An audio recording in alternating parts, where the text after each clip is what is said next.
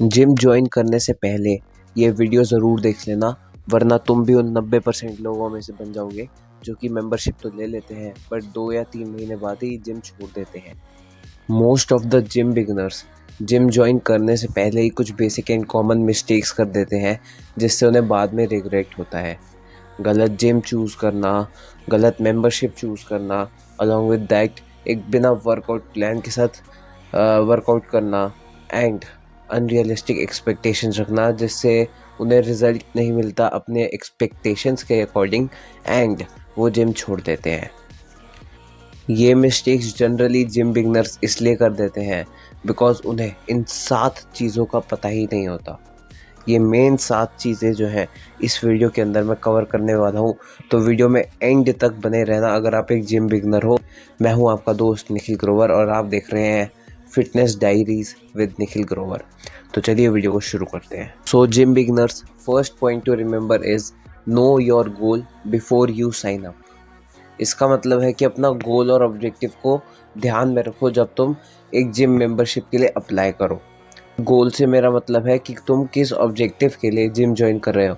क्या तुम्हें weight loss करना है, क्या तुम्हें फैट लॉस करना है, मसल बिल्डिंग करना है, तुम जनरल फिटनेस के लिए कर रहे हो, या फिर तुम स्पोर्ट्स स्पेसिफिक के लिए कर रहे हो। तुम्हारा वर्कआउट प्लान भी उसी हिसाब से रहना चाहिए।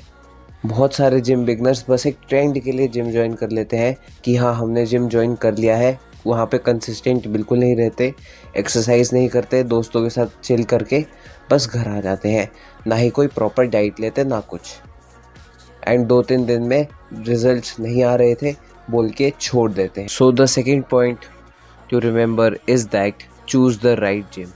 एक मेंबरशिप खरीदने से पहले आपको ये इंश्योर करना है कि वो जिम की फ़ीस कितनी है, कोई हिडन चार्जेस तो नहीं है, वहाँ पे ट्रेनर कैसे सिखाते हैं, आपके घर से कितना दूर है, क्या वहाँ पर आपके नीड के सारे इक्विपमेंट्स अवेलेबल हैं।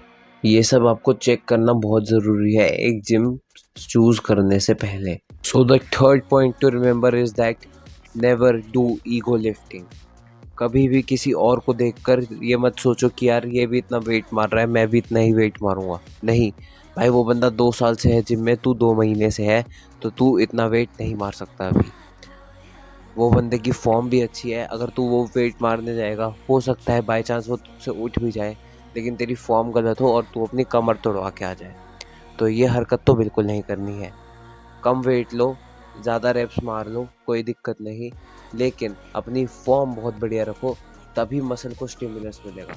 अदरवाइज़ अगर स्टिमुलस नहीं मिला मसल को तो फिर वर्कआउट करने का कोई फ़ायदा ही नहीं है। The fourth thing to remember is that nutrition and diet is one of the most important thing in your progress. अगर आप एक अच्छी फिजिक बिल्ड करना चाहते हो ना, तो 20%, सिर्फ 20% रोल है उसमें वर्कआउट का। जो 50% रोल है वो आपकी डाइट का है। आप 2 घंटे वर्कआउट कर रहे हो, लेकिन आप उस 22 घंटे में, बचे हुए 22 घंटे में कैसे रह रहे हो, क्या क्या खा रहे हो, उन सब चीज़ों पे मैटर करता है।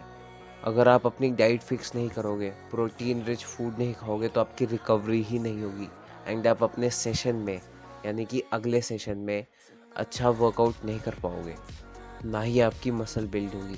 तो फिर वो जो आप वर्कआउट कर रहे हो वो सारा इन वेन जाता रहेगा, यानी कि आपका जो ग्राफ है वो नीचे आता रहेगा।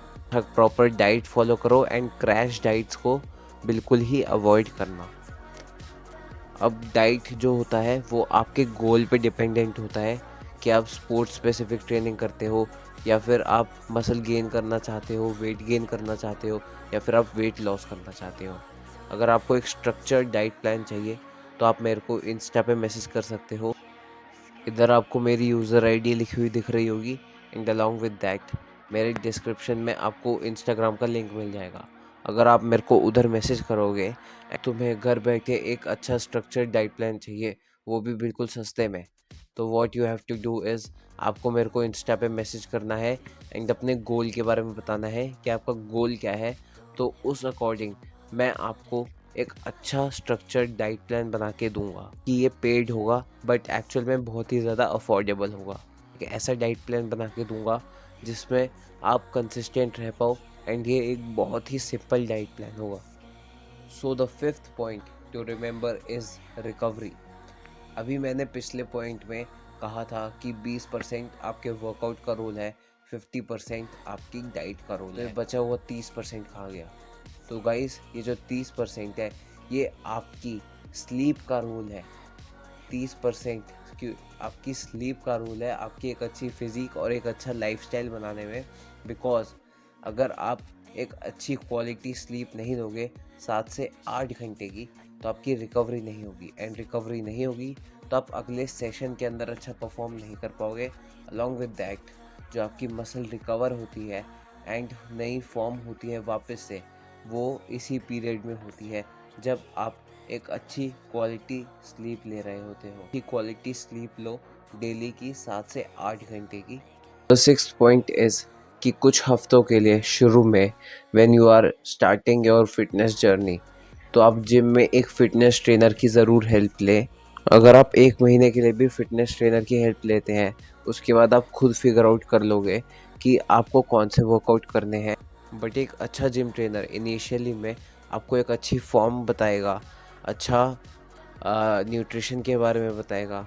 अलॉन्ग विद दैट आपको एक डाइट प्लान मिलेगा, आपको injury prevention, warm up and cool down के बारे में भी बताएगा कि एक अच्छा warm up and cool down कैसे होता है, एंड आपको क्या क्या वर्कआउट्स करने चाहिए एंड क्या क्या नहीं करने चाहिए by analysing your body condition. अब हम बढ़ते हैं अपने 7वें पॉइंट यानी कि लास्ट पॉइंट पर, जो कि बहुत ही ज़्यादा इम्पोर्टेंट पॉइंट है फॉर यंग पीपल जो कि एक ट्रेंड के लिए या फिर मज़े मज़े में जिम ज्वाइन कर लेते हैं। So supplements are optional. Yes guys, supplements आपके जो होते हैं वो ऑप्शनल होते हैं। आपको ज़रूरी नहीं है कि आपको सप्लीमेंट लेना ही लेना है, एंड इनिशियल डेज में तो बिल्कुल नहीं। सप्लीमेंट्स आपके तब वर्क करते हैं जब आपकी ओवरऑल डाइट सही हो। आपकी ओवरऑल डाइट सही नहीं होगी, सप्लीमेंट लेने का कोई फ़ायदा नहीं। जो प्रोग्रेस आती है वो कंसिस्टेंसी से आती है एंड एक अच्छी डाइट से और रिकवरी से आती है। सप्लीमेंट्स एडिशन होते हैं न्यूट्रिशन पूरा ना हो रहा हो। फॉर एग्जांपल अगर आपका प्रोटीन इंटेक पूरा नहीं हो रहा है, तब आप वे प्रोटीन ले सकते हो to complete your protein intake. सब पॉइंट्स तो मैंने आपको बता चुका हूँ, बट याद रखना कि प्रोग्रेस कंसिस्टेंसी एंड डिसिप्लिन से ही आएगी। जब तक आप कंसिस्टेंसी एंड डिसिप्लिन से काम नहीं करोगे, चाहे आप जिम जा रहे हो, चाहे आप पढ़ रहे हो, चाहे आप लिख रहे हो, चाहे आप खेल रहे हो, चाहे आप कुछ भी कर रहे हो दुनिया में, but consistency is the key to success. Until and unless you are not consistent with your diet, sleep, workout, मतलब कि कोई भी फ़ायदा नहीं है आपके वर्कआउट करने का। अगर आप कंसिस्टेंट नहीं हो तो आपको सक्सेस नहीं मिलेगी एंड सक्सेस और डिले होती जाएगी। अगर आप कंसिस्टेंट हो गए एंड अपने कंफर्ट जोन से थोड़ा बाहर आए, तो आप बहुत ही जल्दी प्रोग्रेस करने लगोगे, and that's sure. And that's all for today. So अब हम आपसे मिलेंगे अगली वीडियो में। टिल देन, गुड बाय, जय हिंद।